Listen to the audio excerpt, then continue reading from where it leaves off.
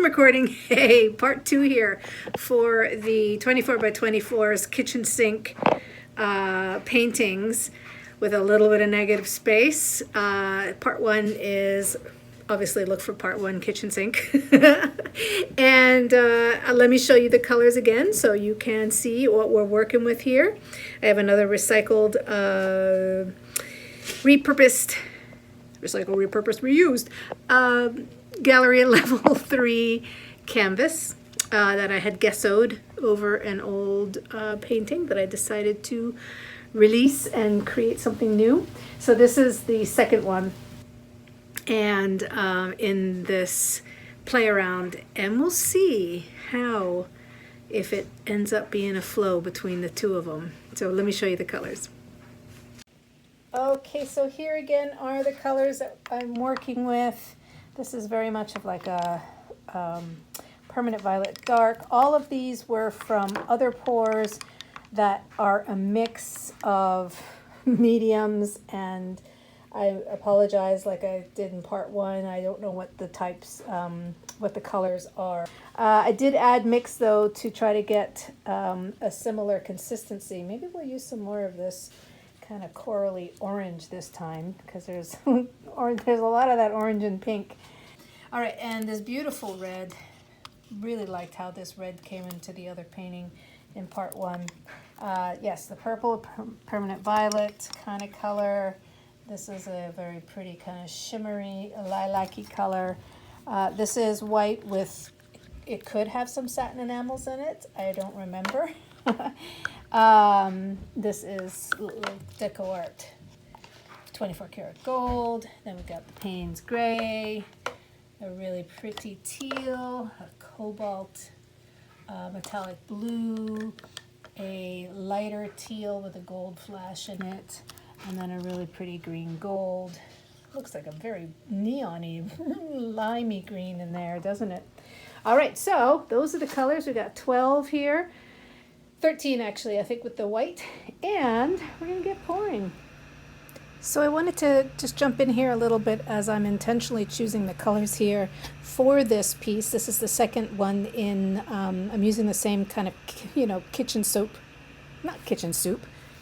sink. It could be the kitchen soup, the big gumbo of colors. But I wanted to have less of the striation that I had in the blue hole with these colors, since there's a lot of contrast between the warm and the cool tones. So and I know it's hard to see when you've got things, when things are sped up like this. But I wanted, my intention here, as you see, it does end up being the case at the end, that I really wanted more of a solid blocks of color and effects between those colors versus as much of the very thin lines, which is what you get when you do a lot of super thin layers. Okay, I'll see you at the end. Enjoy.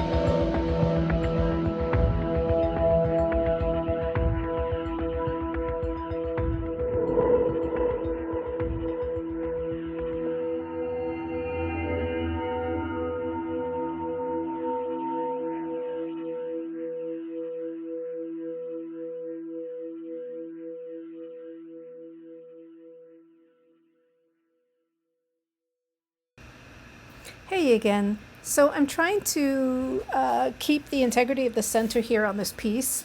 You will see it kind of gets a little bit wonky, which it just kind of happens, as well as it's sometimes intentionally, like you saw what I did right there was trying to intentionally open up the top of it instead of the bottom. But at this point I do decide to use my bigger spinning tray because I started to see something that I was like, woo-hoo-hoo, look what's there.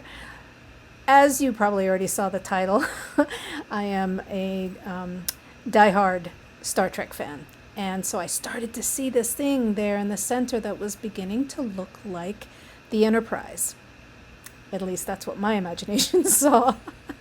And it really, I really wanted to try to maintain that center part. So you shall see, now I'm just going to keep tilting. I am trying to keep some of that negative space, which on this piece, this is also why it's called the Enterprise, because the Enterprise is often, you know, in Star Trek stuff, it's moving through clouds of interstellar dust and everything, and it can be kind of breaking through the dark deep, you know, of the space. So I wanted to keep those, the movement of the Enterprise moving through like a gas cloud, and then along with the dark space on either side with the negative space. All right. Hey, thanks so much again also for being here on my channel and watching these videos. I really do appreciate your presence and energy here. And if you do like what you see, please do all the like and subscribe and share. I do about 2 to 3 videos a week. And as well, of course, if you want to do some learning of fluid art, I have a course. You see that pop up at some point. There's a summer special I have right now on it.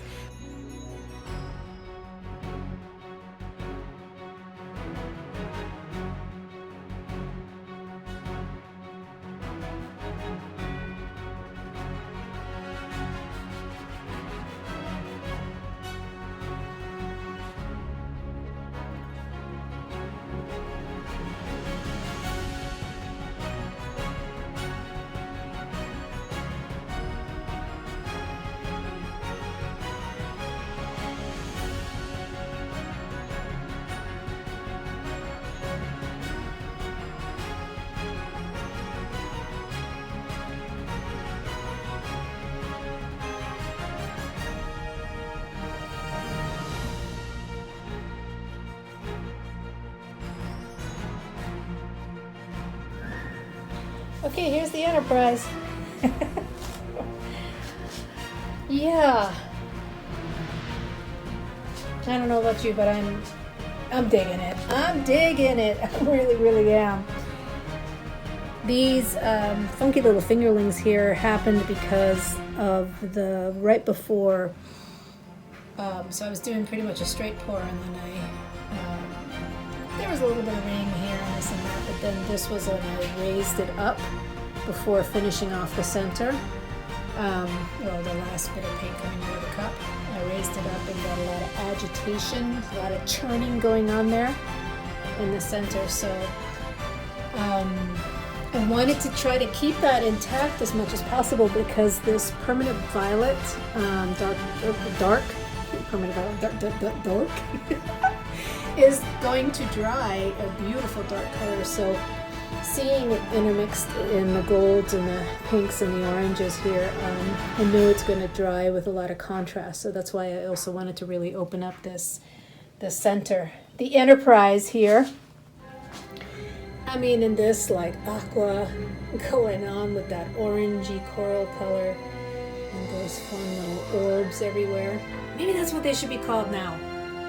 Fluid paint orbs instead of cells, because they really are quite magical. Look at this over here. So I still have some paints left, and I'm going to probably redo the other one and try to do a hold on a second. Look at the aqua with the funky fingerlings here with the coral kind of color mixed in there. And it's on both sides, which is cool. It's fun when a semblance of symmetry shows up in fluid art because it doesn't happen that often. So yeah, I'm going to repour the other one, part one, even though I have put the video up, but I'm going to repour it to try to also get something that is along the lines with this, just because the colors, I am so really digging the colors here. So really digging, which is a triple way of saying me loves the color combinations. 12 colors, this is what happens when you can play with 12 colors. Here they are. Anyway, that's the Enterprise. I'll show you when it is dry. Okay.